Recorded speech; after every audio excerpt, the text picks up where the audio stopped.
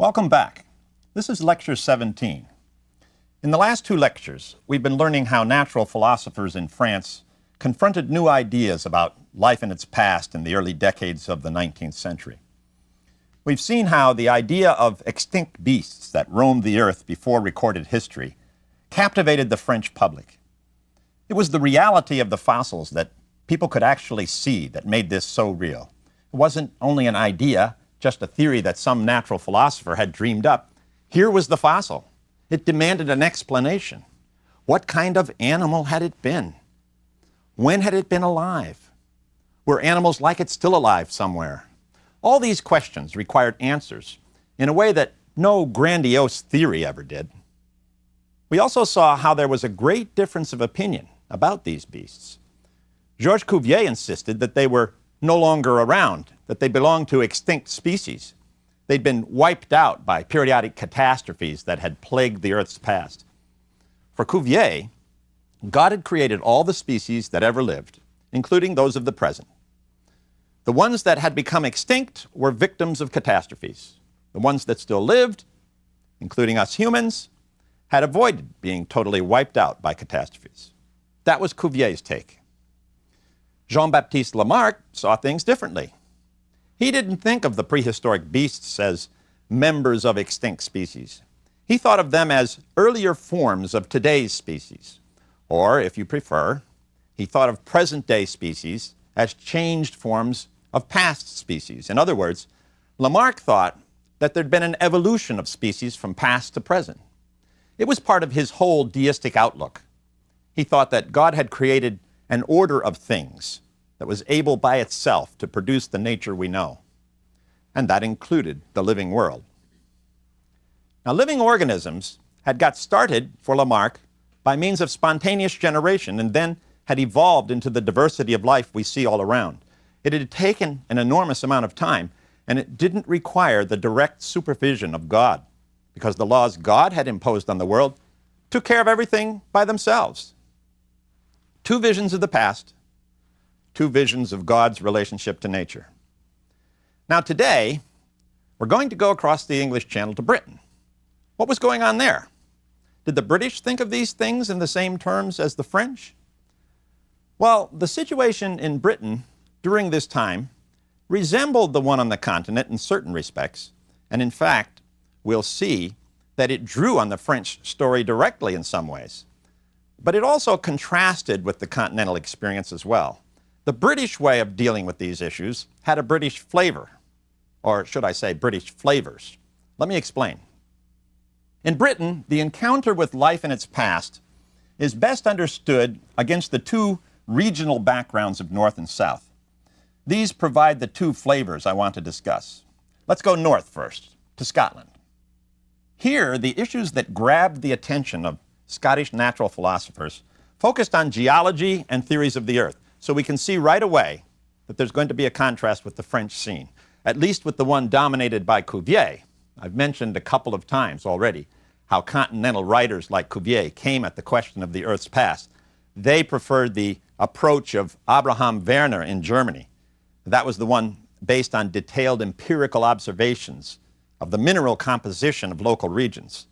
We first met this approach back in Lecture 4, and Cuvier in particular emphasized that in going this route, he was rejecting the old theory of the earth tradition that went back to de Molay and Buffon and Hutton in the 18th century. Theorists of the earth used what observational evidence they gathered to support grand, high-level explanations of the structure and history of the earth in terms of a few natural causes. That was the key. They were looking for causal laws. I have to mention this all again because it comes up in the North British story. Okay, back to Scotland. It's the turn of the century, right around 1800. A small group of thinkers in Scotland creates their own debate about the geological past. In a nutshell, what this group did was to transform Werner's empirical approach, recall he'd named it geognosy. They transformed Werner's geognosy into something it never claimed to be, into a theory of the earth. And then they proceeded to compare this new theory of the earth to the theory of the earth of their countryman, James Hutton. Some of these North British thinkers liked the new theory of the earth that had been created from Werner's geognosy. Others preferred Hutton's theory. And the debate they created has become famous in the history of science.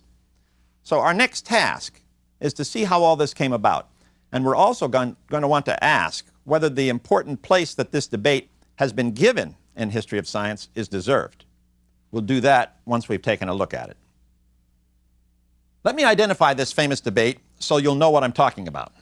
The series of exchanges between those who based their theory of the earth on Werner and those who defended Hutton's theory of the earth has become known as the debates between the Neptunists and the Vulcanists. The names referred to agencies appealed to in explaining the surface features of the earth. Volcanism was the theory of the earth in which the primary causal means God had employed in shaping its history was the earth's subterranean heat. So obviously, Vulcanists were impressed with what Hutton had said. Volcanism contrasted to Neptunism, which was the theory of the earth in which the primary causal means God had employed in shaping its history was the movement of water. Now, the debates began with the appearance of two books in 1802 by men from Edinburgh. The first was John Playfair's Illustrations of the Huttonian Theory of the Earth. You can tell from the title which side he was on. Playfair's book was followed quickly by another, this one written by John Murray, and called A Comparative View of the Huttonian and Neptunian Systems of Geology. This sounds like it might be a balanced consideration of both theories. In fact, it was a defense of the new Neptunist viewpoint. Incidentally, the first mention of these terms, Vulcanists and Neptunists, at least the first mention that I know of, comes from Playfair's book itself in 1802.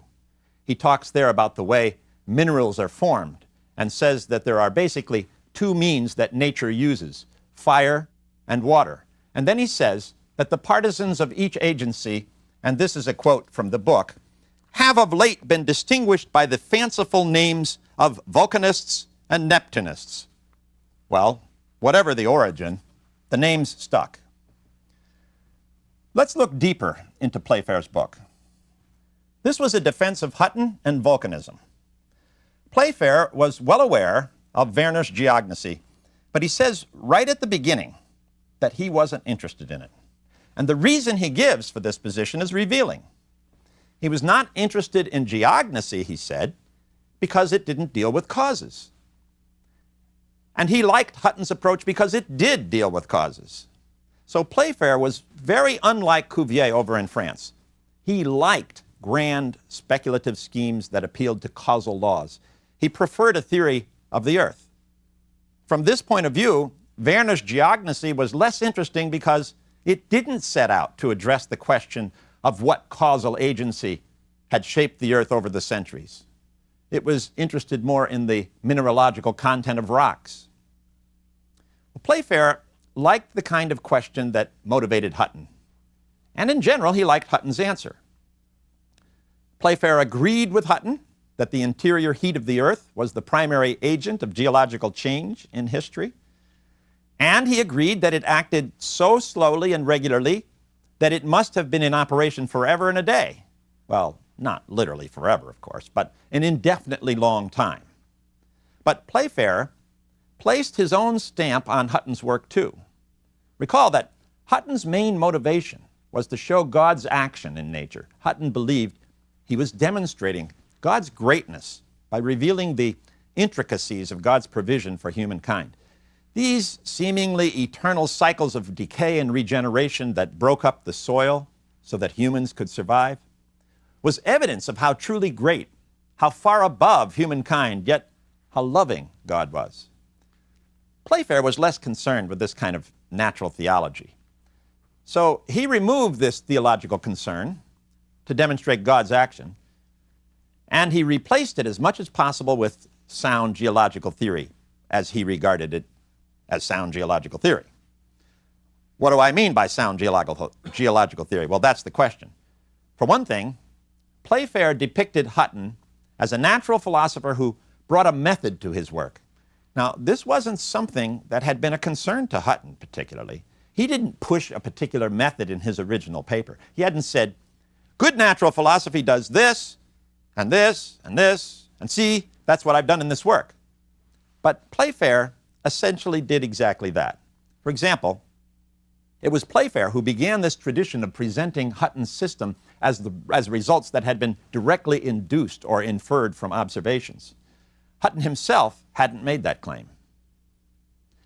And there was something else. Playfair emphasized that the method of his hero Hutton was better than the one the Neptunists used.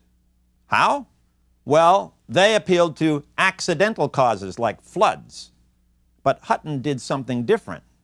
Hutton, Playfair said, explained the formation of seas and continents not by accident, but by the operation of regular and uniform causes. Now, this assertion about nature's regularity is in Hutton. But Playfair made it a point to associate nature's regularity and uniformity of action with Hutton's name. In fact, thanks to Playfair, Hutton's theory has become known in the history of science as an example of what's called uniformitarianism. That's the idea that in natural science we should rely on lawful action, that there's a uniformity between nature's past and the present. It's the opposite of catastrophism. There you rely on sudden and unusual action, something unpredictable, something that happens rarely, maybe only once. Playfair was saying that the method of good natural philosophy relies on causal law, not on unpredictable and accidental catastrophes. Well, there was another Scotsman who was not about to let Playfair have the whole field to himself. This was Playfair's contemporary, John Murray. Murray did not agree that Playfair had said the last word on what sound geological theory was either. Murray was one of several people in Scotland who were familiar with Werner's work. He went out of his way to remind his readers that Werner's work resulted from strict inductions made from careful observations. And when he said that, of course, he was appealing to exactly what Werner's system was known for. So thus far, he was not doing what Playfair had done to Hutton. He wasn't imposing something onto Werner's approach that wasn't already there. But in fact, he would do that. He did remake Werner's work into something that suited his own purpose. Murray made Werner's geognosy into something it wasn't designed at all to be. Let me tell you how this happened. Murray explained, of course, that in Werner's approach, the inductions were made in conjunction with an organizing generalization about rocks consolidating from a primitive aqueous solution. That was fair enough. We know that's what Werner did do. But then, Murray went on to make Werner's empirical work into a causal theory of the earth. He was clear about this. For example, in acknowledging that it was necessary to assert not merely that the consolidation had taken place, but to show the causes that had acted to produce the consolidation, he conceded Playfair's point about the needs for causal explanations. In other words, he conceded that Werner had not sought for a causal theory, but, he argued, that didn't matter since there was one implicitly present in his approach. It was just a matter of identifying it, and then one would have a theory of the earth that could be compared to volcanism. Clearly, Murray felt that the causal agency he identified, the movement of water, would more than do the trick. So in Britain, the debates of the first decade of the century would largely be over which cause was correct, heat or water. And now each side was asserting that its claims resulted from empirical observations. Volcanists emphasized the slow action of heat and the uniformity of action from the past to the present. Neptunists emphasized the dramatic action of moving water, which for many British was easier to reconcile with the direct and divine superintendence of history. After all, there was a flood recorded in the Bible, so the debates raged over that first decade, sometimes with a real passion. You can imagine the advantages, disadvantages of each side, and you can imagine that as long as the partisans were pitting one idea against the other, as if it was a matter of choosing which one was correct, there wouldn't be much chance for a meeting of the minds. Well, by 1810 and 1820, the situation changed a little for the better. That is, things calmed down a bit. Basically, what happened was that folks realized that it wasn't a matter of either or.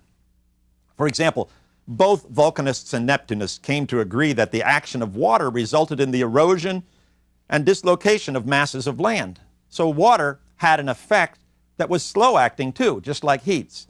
And they also came to understand that while the dramatic action of water played a part in the formation of present rocks, so also did heat and chemical action.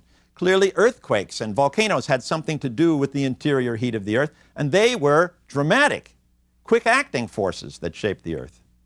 So if in the past the temptation had been to see volcanism as involving only slow-acting forces and to see Neptunism as using only dramatic forces, that was no longer as easy to do. Both sides were coming toward the middle.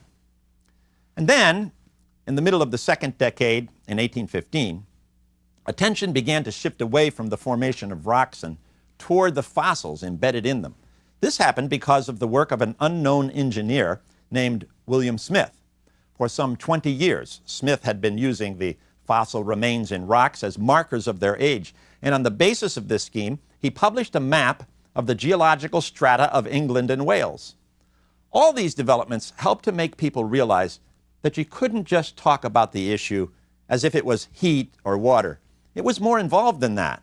Lots of things were entailed. I want to say something else about this famous encounter between volcanism and Neptunism. We have to keep in mind that this debate was largely a British phenomenon. Murray may have successfully transformed Werner's geognosy into a theory of the Earth in Britain, but that wasn't the way Werner was regarded on the continent. Many on the continent continued to see Werner's approach as they always had. I mean, that they didn't regard it as a causal theory, although they did view Hutton's work that way. To them, Hutton's theory was but one of several competing theories of the Earth. So on the continent, it was not a matter of comparing Hutton to Werner.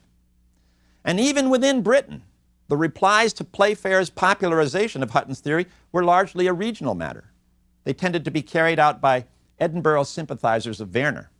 I want to point this out because, frankly, Hutton's theory has, in my opinion, and in the opinion of others, been given a disproportionate amount of attention in the history of science. I'm arguing here that it was a regional matter within Britain, mainly a North British concern. This overvaluation of the influence of Hutton's theory in the early 19th century has happened, I think, because Hutton's uniformitarian approach and the emphasis on the role of the Earth's interior heat later settled in as important components of geological science. But that would take some time before that happened. Here in the first decades of the 19th century, it was Werner's approach that was more influential. His geognosy produced what one historian has called the Wernerian radiation. I mentioned this earlier when we were talking about Werner. This generation of thinkers who found an inspiration in Werner and spread out over the continent, doing solid observational work in geology, on into the 1830s. So if we want to portray the period with the overall emphasis where it should be, it was Werner, more than Hutton, who was important at the time. So much for North Britain. That was what I called the first example of the unique flavor of the British way of dealing with issues of the Earth's past. Let's go south now, to England. And in England, we're going to Oxford University. Here in southern Britain, an issue emerged during the second decade of the century that would prove to be very important. It began innocuously enough. In fact, you'd never guess from its origins that it was going to assume a place in history of science. Why? Because the issue began as an attempt to reform the discipline of world history at Oxford. What has that got to do with natural science? Well, in order to explain that to you, I have to tell you something about this discipline called world history. You see, British scholars assumed that humans determined world history. So classical scholarship in this field focused on written documents from the ancient past. It was just that when they thought of the world, they didn't think beyond the role of humans in the world. World history was human history. Given that assumption, it stood to reason that the primary credentials of the world historian would include a knowledge of the languages of antiquity, including those of the Orient, and an expertise in deciphering texts.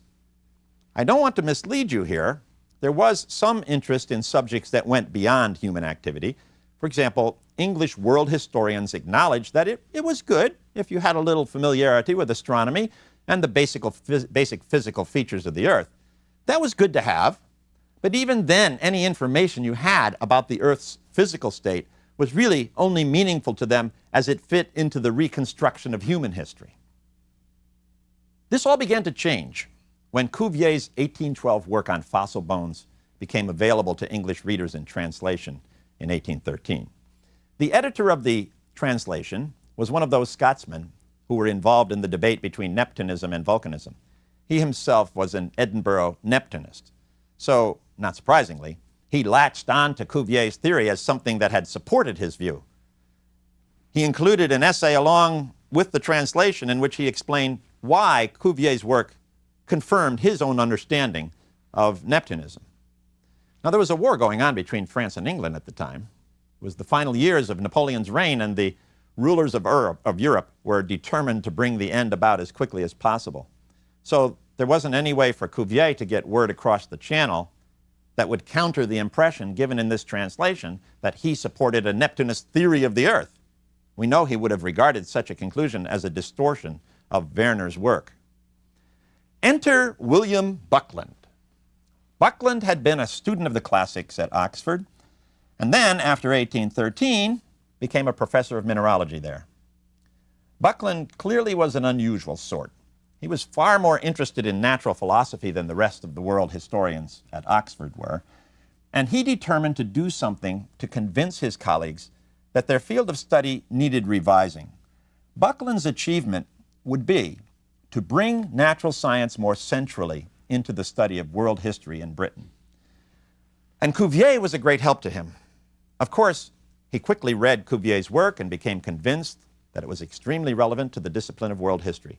Buckland endorsed Cuvier's idea that human history was just the last in a series of periods of Earth history, and that there had been long stages of history where no humans lived, and where humans were, not that no humans lived, but where humans were of little importance.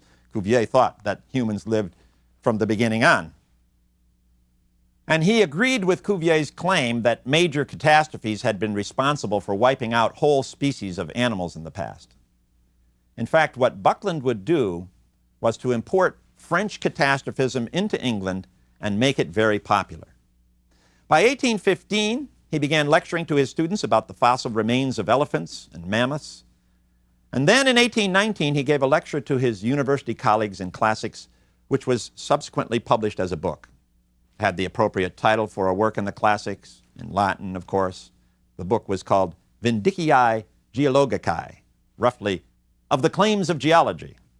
It had a subtitle that promised to connect science and religion. In it, he began his campaign to make geology a worthy academic subject in the university as part of world history. And he was pretty successful. His defense of the Earth's catastrophic past, in fact, had an enormous impact, just as it had in France. This stuff was fascinating to the English listener as well, as the French had been to the French. Of course, Buckland was a colorful character. He was a real eccentric. But that just helped his cause. It made him interesting along with the wonderful subject matter he expounded. Buckland, in fact, brought geology to center stage in Britain during the 1820s. He was helped in this by a new discovery he heard about in 1821. He learned about some fossil remains that had been uncovered by quarrymen in a cave in Yorkshire.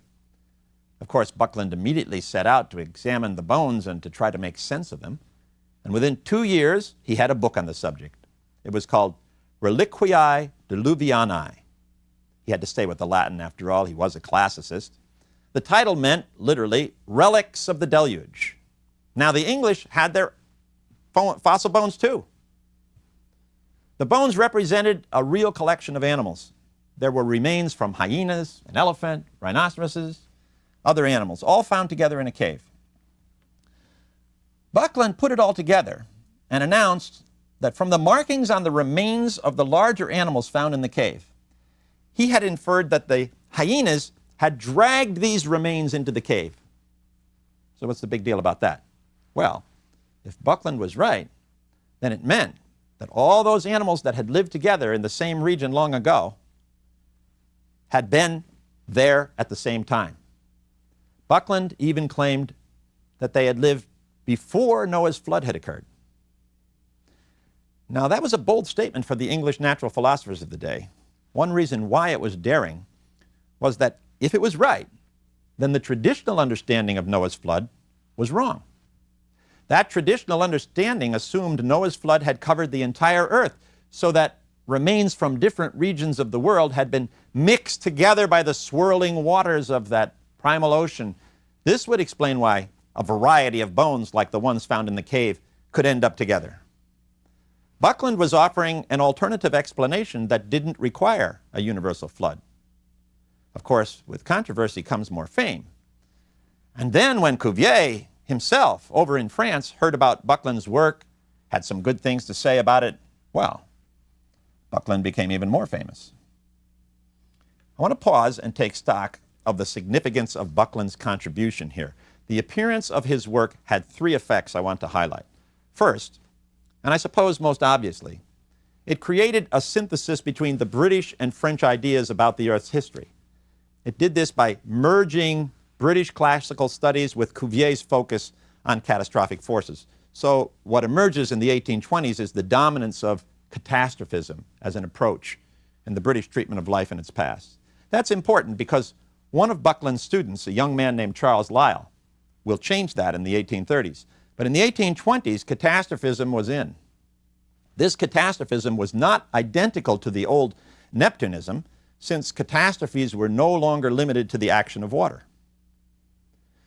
The second effect of Buckland's work was that he challenged the traditionalists of his day to reconsider their views.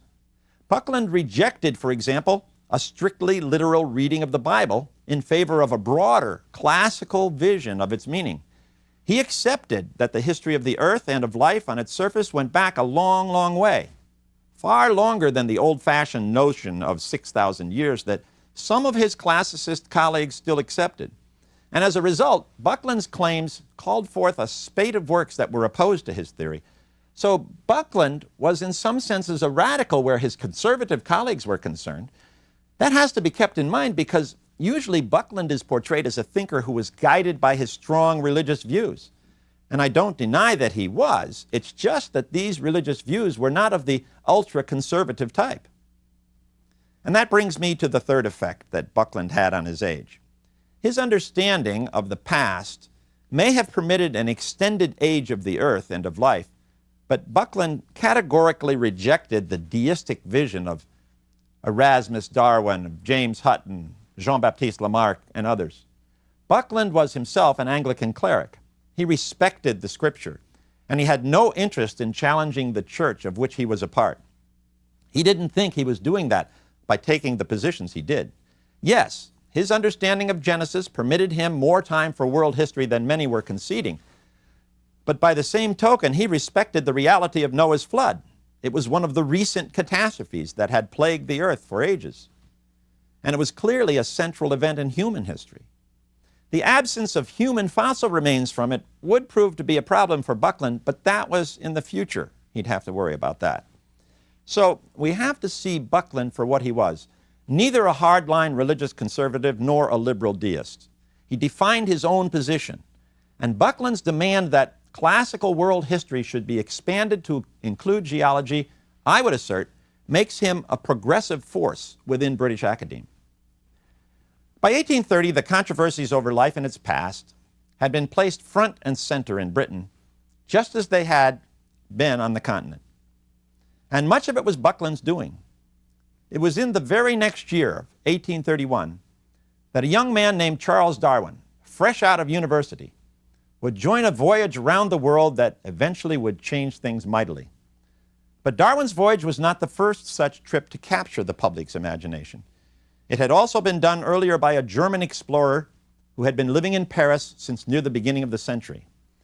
And these voyages of these two men will be the subject of our next lecture.